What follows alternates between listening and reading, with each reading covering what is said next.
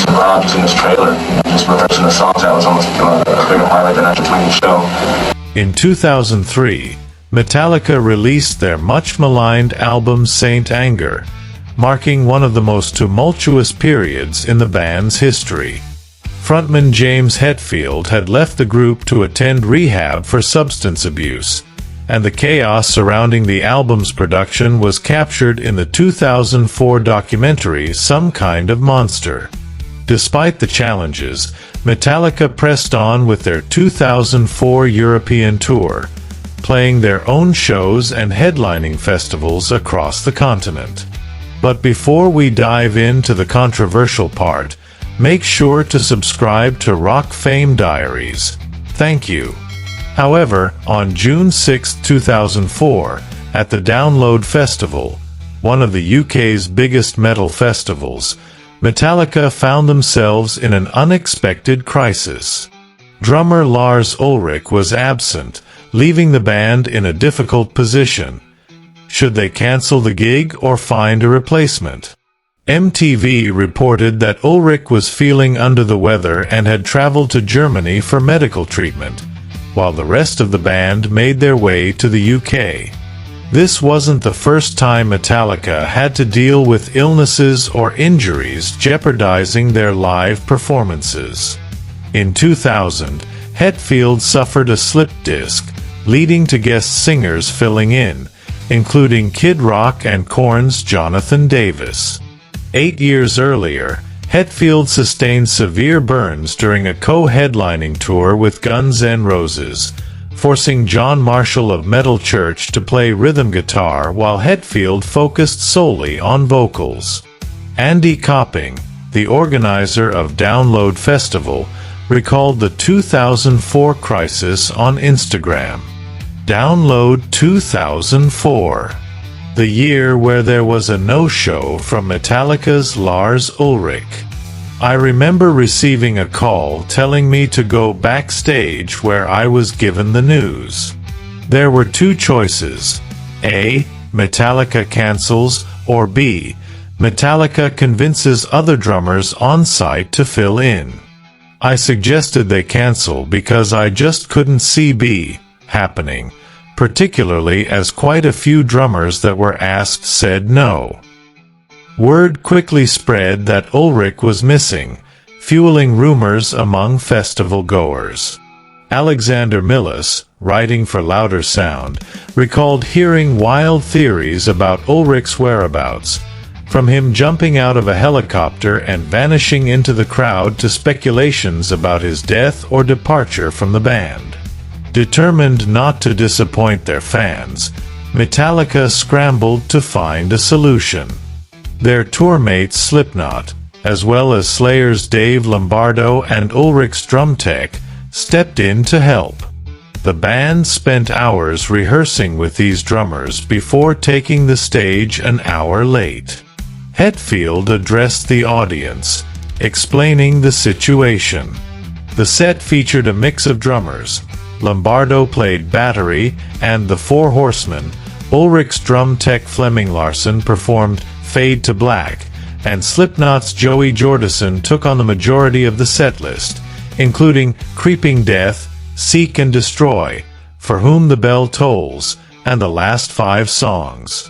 Jordison, still wearing his Slipknot mask, played 8 of the 11 songs Metallica performed that night, becoming the night's unexpected hero. Jordison had even played in a Metallica tribute band before joining Slipknot, making the moment even more surreal.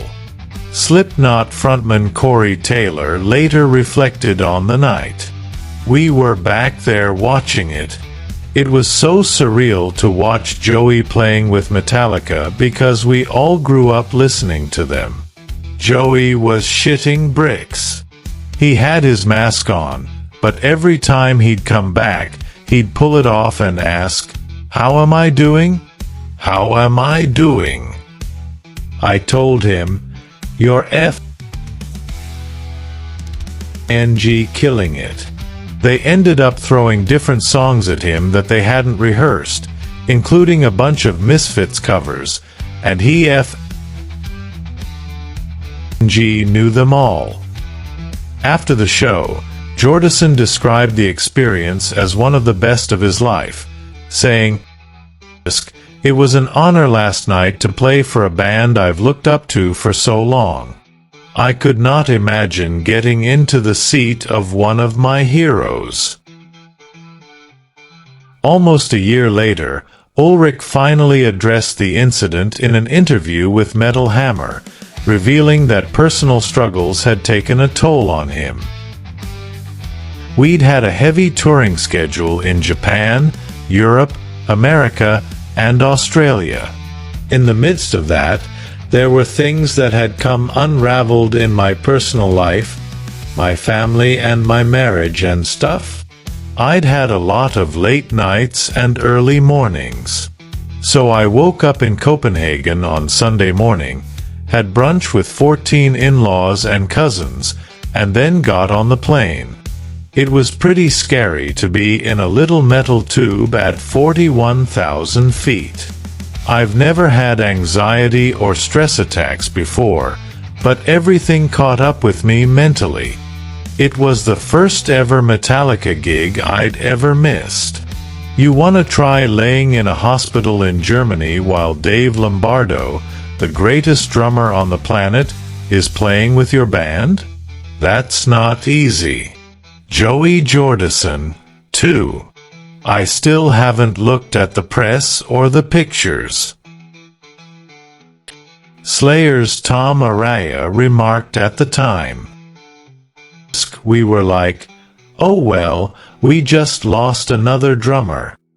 Dave has a tendency to play fast, but Metallica played faster. They sounded a lot more like what Metallica should sound like." Jordison left Slipknot in 2013, citing health issues. However, in 2016, he revealed that he had actually been fired from the band.